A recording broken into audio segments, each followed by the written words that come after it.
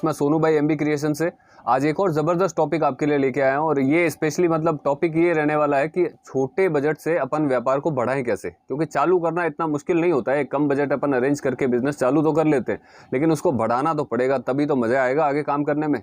तो ये टॉपिक मेरे को मिला है, जैसे हमारे एक व्यूअर हैं एमपी से चंद्रभान सिंह जी, तो उनकी रिक्वायरमेंट के हिसाब से मैं ये वीडियो बना रहा हूँ। तो पहले तो उनका बहुत बहुत धन्यवाद जिन्होंने हमें ये बताया कि चलिए आप इस टॉपिक पे बनाइए। और भी व्यूअर्स से मेरी रिक्वेस्ट है कि आपको जिस भी टॉपिक पे वीडियो चाहिए उसको आप बाकायदा कमेंट में लिख के बताइए, तो हमें पता चले और मैं अच्छे से और बेहतर तरीके से वीडियो आपके सामने लेके आऊँगा उस चीज़ का, जो आपको सच में हिट भी करेगी और आपकी शायद लाइफ के अंदर वो काम भी आने वाली चीज़ रहेगी। तो मैं मेरा टॉपिक स्टार्ट करता हूं कि कम बजट, अगर आपने, जैसे मैं कपड़े के व्यापार से जुड़ा हुआ हूं तो मैं इसी बिज़नेस को बताता हूं। वैसे जो मैं ये ट्रिक बताऊंगा वो ट्रिक आपको किसी भी बिज़नेस में काम आने वाली है, कॉमन ट्रिक है ये। और किसी भी बिज़नेस, अगर कोई भी आप बिज़नेस करते हैं तो भी ये चीज़ काम आने वाली है। अब मान लीजिए कपड़े के व्यापार से अपन बात करते हैं कि आपने मान लो एक 40-50 हज़ार का बजट डाल के चालू करा, तो यार पहली चीज़ तो ये जान लीजिए कि 40-50 हज़ार का बजट कपड़े के काम के लिए कभी भी पर्याप्त बजट नहीं होता है, बिल्कुल नहीं होता है। क्यों? क्योंकि अपने पास वैरायटी नहीं बनती है, अपने पास कस्टमर को दिखाने के लिए कुछ भी ऐसा नहीं बनता है कि अपन मतलब 40-50 हज़ार में डायरेक्ट लखपति करोड़पति बनने का सपना हमेशा के लिए छोड़ दीजिए। लेकिन उसी 40-50 हज़ार से अपन वो स्टेप लास्ट तक पहुंच सकते हैं, अपन बड़ा शोरूम भी खोल सकते हैं उसी 40-50 हज़ार से। वो मैं इस वीडियो के अंदर आपको बताता हूँ और तरीका बताता हूँ जो सटीक होगा, सही होगा और काम आने वाली चीज़ होगी। आपने जैसे अपनी किसी भी सिटी में आप रहते हो, इंडिया के किसी भी कोने में रहते हो, कोई सी भी सिटी है, हर साल ऐसे बड़े बड़े शोरूम खुलते हैं, बंद हो जाते हैं, हर साल खुलते हैं और बंद हो जाते हैं। उनका रीज़न क्या रहता है कि यार उनको वो कहीं से भी पैसा कमा के लेके आए और 20-25 लाख रुपए बड़ा शोरूम, बढ़िया फर्नीचर सब ठुकवा दिया और बनवा दिया शोरूम वगैरह कपड़े की, मतलब अंधाधुंध परचेजिंग कर ली, जहाँ से भी पैसा पड़ा है पास में लगा दिया। लेकिन वो 10 शोरूम अगर नए खुल रहे हैं ना, उसमें से 7 होते हैं जो 1 साल के अंदर अंदर बंद हो जाते हैं। उसका रीज़न यही रहता है कि उनको ना तो नॉलेज होती है तरीके से, ना उनको आगे कैसे काम करना है, क्या मार्जिन रखना है, खरीदी कैसे करनी है, उन सब का बिल्कुल नॉलेज नहीं होता है, जो कि आपको इस चैनल में मैं हर बारीकी बताता हूँ। हर की परचेजिंग भी कैसे करनी है और किन बातों का ध्यान रखना है, वो भी मैं आपको जो स्पष्ट तरीके से इस चैनल के अंदर हर वीडियो में बताता हूँ। आप मेरे वीडियो जाके देख सकते हो और लाइक, कमेंट और सब्सक्राइब जरूर कर लें। तो वो फेल क्यों हो जाते हैं? इसी वजह से वो फेल होते हैं कि उनको प्रॉपर नॉलेज नहीं होती है। तो मैं आज बताता हूँ। और कई आपने चीज़ें ऐसी देखी होगी कि जो भी आपके जैसे हर सिटी के अंदर कोई गिनामी दुकान होती है, ऐसा शोरूम होता है जिसका नाम चलता है कपड़े का, जिसका नाम चलता है, लेडीज़ अक्सर वहाँ से परचेस करते हैं, जिसको पूरी सिटी जानती है कि यार फलाने का वहाँ से परचेस करना, चाहे शादी की शॉपिंग करनी हो, चाहे खुद के लिए पर्सनल लेना हो, कुछ भी आइटम लेना हो, फैमिली शोरूम है, बड़ा शोरूम है, एक या 2, 4, 5 ऐसी शोरूम होते हैं हर सिटी के अंदर जहाँ पे पूरा नाम चलता है और हर कोई आदमी वहाँ से परचेस करना पसंद करता है। उनको जाके एक बार है ना, वो लोग कौन होते हैं पता सर? वो होते हैं, वैसे होते हैं जिन्होंने हाथों हाथ इन्वेस्टमेंट डाल के अपना शोरूम खड़ा नहीं किया है। उन्होंने शुरुआत वाकई में बहुत छोटी से करी होती है, तब जाके वो उस लेवल पे पहुंचे।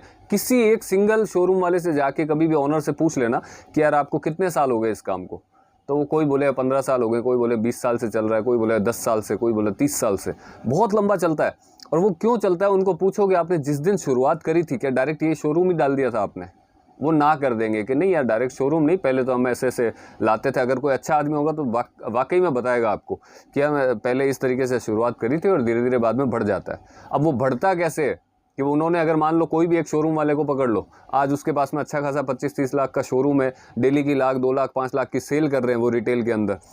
तो वो कैसे कर रहे हैं सेल? उन्होंने बढ़ाया कैसे? उनके पास शुरुआत में इतने पैसे नहीं थे कि वो उस लेवल तक पहुंच सके, तो उन्होंने कैसे बढ़ाया अपने बिजनेस को? मैं बताता हूं आपको कि भाई ये तरीका अगर आप अपनाओगे तो 100% कपड़े के बिजनेस के अंदर आप फेल होने के जो चांस है वो बहुत बहुत ज़्यादा कम हो जाएंगे, बहुत ज़्यादा कम। आप इसको आसानी से ग्रोथ कर सकते हो और मज़ा आएगा काम करने का, सिंपल बात है। तो अब एक चीज़ आप जान लो कि आपने मान लो 40 या 50 हज़ार का परचेज किया सूरत से, फर्स्ट टाइम आए यहाँ पे, सूरत आए, यहाँ से परचेस कर लिया, साड़ी ली या फिर कुर्ती ली, जो भी आपके एरिया में चलता है, आपने एक 50 हज़ार का बजट लेके आए और परचेजिंग करके चले गए आप। अब देखिए ये चीज़ जाननी बहुत ज़रूरी है कि कपड़े का व्यापार सर पॉजिटिविटी से ज़्यादा नेगेटिविटी साथ में लेके चलना पड़ता है, क्योंकि एक अच्छा व्यापार है, इसके अंदर नुकसान के बहुत कम मायने होते हैं, फ़ायदे ज़्यादा होते हैं इस बिज़नेस के अंदर। लेकिन नुकसान का एक ही चीज़ क्या होता है कि जो डेड स्टॉक बचता है ना आपके पास में, जो कपड़ा अगर आपने 50 हज़ार का लिया है तो मैं लिख के दे सकता हूँ पूरा 50 हज़ार का माल आपका कभी भी नहीं बिकेगा। कभी भी नहीं बिकेगा। ये नॉलेज अपने दिमाग में, अपने जहन में हर जगह उतार लो आप, कि ये जो 50,000 आपने परचेजिंग करी है, ये सारा कपड़ा आप जाते ही उसको बेच ही नहीं पाओगे पूरे आइटम को। एक से एक डिज़ाइन लेके चले जाओ, सेलेक्टेड लेके चले जाओ, आपको ऐसा लगेगा कि यार ये तो जाते ही बिकेगा। हो सकता है 30,000 का आपका बिक रहा है, बहुत ज़्यादा अच्छा माल है आपके पास में, तो 40 का बिक जाएगा, लेकिन उसमें से कुछ आइटम बचेगा ही बचेगा। अब एक ट्रिक ये अपना लो कि भाई 30,000 रुपये का अगर आपका माल बिका है 50 में से, मैं मिनिमम लेके चलता हूँ, 30,000 रुपये का अगर माल आपका बिका है उसमें से, तो कितने में बिका वो? मान लो आपने 50% मार्जिन रखा है उसके ऊपर, जो हम गाइड करते हैं कि आप 40, 50, 60% मार्जिन तक अपने आइटम के ऊपर रख के आसानी से सेल कर सकते हो बिना किसी कंपटीशन के। तो आपने 30,000 का माल, 30,000 का 50% कितना होता है? 15,000 रुपये। तो वो माल कितने में बिका आपका? 45,000 में। 45,000 में।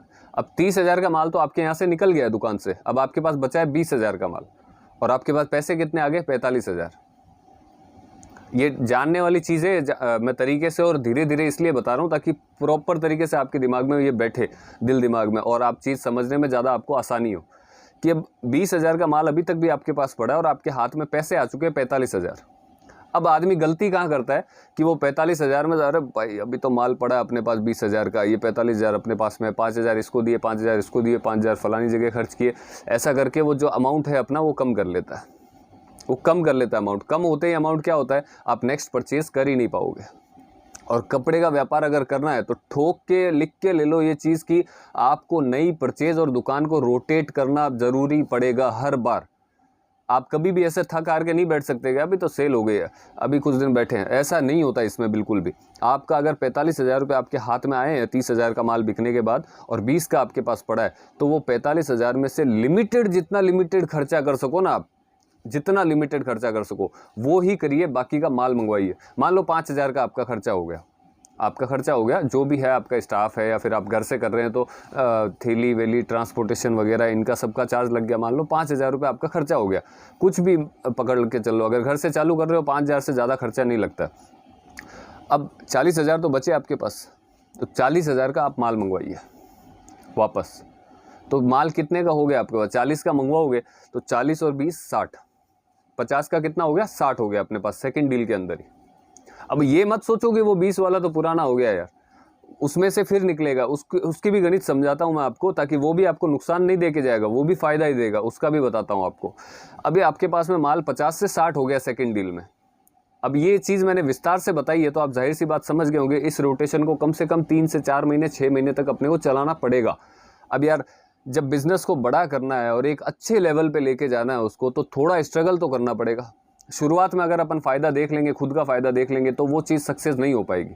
आप ले लो, यूज़ ले लो, आप 50,000 का माल लिया, 70,000 में मान लो आपने बेचा है, या 75,000 में आपने बेचा है, आप 75 पूरे खर्च करो ना, आपके पैसे हैं, कौन रोकेगा आपको। लेकिन अगर बिजनेस को बढ़ाना है ना सर, तो ये ट्रिक अपनानी पड़ेगी। शुरुआती 4-6 महीने आपको देने पड़ेंगे। एक दिमाग में सिर्फ सतूना बिठा लो अपने कि जैसे मैंने फर्स्ट डील में 50 का माल 60 का कर लिया अब मेरे पास में, वैसे ही मेरे को ये पहले टारगेट है कि मेरे को ये 50,000 का माल लाख रुपए का करना है, और लाख से लेके बाद में मेरे को 5 लाख तक का इस माल को करना है अपने पास में। चाहे खर्चा उसमें से आधा निकालें, आधा माल में इन्वेस्ट करें वापस, आधा खर्चा निकालें, आधा माल में इन्वेस्ट करें। तो ये चीज़ बढ़ते बढ़ते बढ़ते बढ़ते एक दिन आपको ऐसा खुद फील होगा कि मेरे पास माल ज़्यादा हो गया, जबकि मैंने लगाए तो 50,000 ही थे, 50,000 थे। अब आपके जो भी 2-4 महीने हुए हैं उसमें जो आप अगर रेंट दे रहे हो या फिर घर से, तो कोई आपने मान लो लड़का रखा हुआ है या नहीं रखा हुआ है, जो भी आपका खर्चा लग रहा है वो माइनस भी कर लोगे ना सर। 50,000 रुपये का मान लो मोटा मोटी आपका खर्चा हो गया 5 लाख तक पहुँचते पहुँचते, 50,000 का खर्चा हुआ, माइनस कर दो उसको 4.5 लाख रुपये।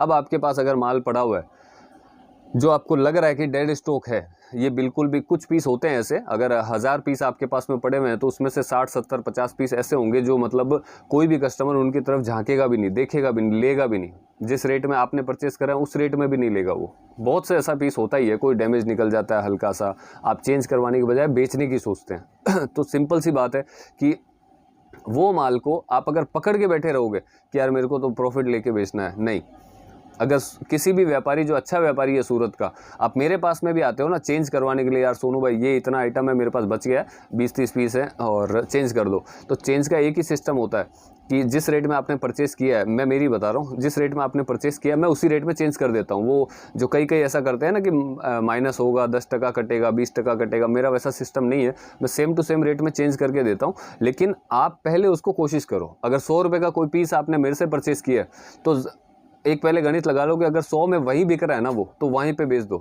90 में भी बिक रहा है तो बेच दो उसको, क्योंकि आप ऑलरेडी कमा चुके हो उसमें से। अगर उसको पकड़ के बैठे रहोगे तो वो माल डेड स्टॉक आपके किसी काम का नहीं है। मान लो 20,000 का डेड स्टॉक है आपके पास, 4 लाख में से 20,000 का डेड स्टॉक है, 30,000 का डेड स्टॉक है। अरे यार उसको अगर 30,000 का डेड स्टॉक है, 15 में बिक रहा बेच दो, 20 में बिक रहा बेच दो यार, खत्म करो उस चैप्टर को, उसकी जगह नया माल आएगा। आप ऑलरेडी कमा चुके हो, आपको लोड लेना ही नहीं है कि मैंने पकड़ के मत बैठो उसको। वो जितने दिन पड़ा रहेगा ना उसकी वैल्यू दिन ब दिन घटती जाएगी, उसको सेल कर दीजिए। ये जो मैंने ट्रिक बताई है आपको कि भाई ये अपने व्यापार को आप इस तरीके से बढ़ा सकते हैं। बिल्कुल आप छोटा इन्वेस्टमेंट डालें, उसको धीरे धीरे बढ़ाएं, अपना हाथ टाइट रखें, अपने खर्चे कम रखें और जो भी है माल को बढ़ाने की कोशिश करें अपने पास में। माल बढ़ेगा तभी व्यापार बढ़ेगा आपके पास, क्योंकि अगर 50 का हुआ, आपने 50 का 70 में बेचा, आपको लगेगा कि मैं 20,000 यूज़ कर लेता हूँ, तो 20,000 अगर आपने यूज़ कर लिए, वापस 50 ही रह गए आपके पास में, तो वो बढ़ा नहीं, वो वहाँ का वहीं रहा, वो घटा भी नहीं लेकिन वो बढ़ा भी नहीं, तो उसमें तो मज़ा नहीं आएगा सर। अब छोटा बजट अगर डाला है अपन ने, उसको बढ़ाना है तो यार थोड़ा सेक्रीफाइस तो करना पड़ेगा। थोड़ा खर्चा अपना कम कर लें और उसमें माल में थोड़ा थोड़ा पैसा, जो प्रॉफिट का पैसा है आपके, वो भी उसमें ऐड करते रहें।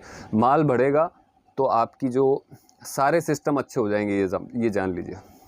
और एक दिन ऐसा आएगा कि खुद के आप तरीके से दुकान भी कर पाएंगे, खुद का शोरूम भी कर पाएंगे। यही सिस्टम चलेगा, एक रोटेशन होता है, वो चलता रहता है। आपको खुद को पता नहीं चलेगा कि कब मैं वहाँ से यहाँ पहुँच गया, पता भी नहीं चलेगा आपको।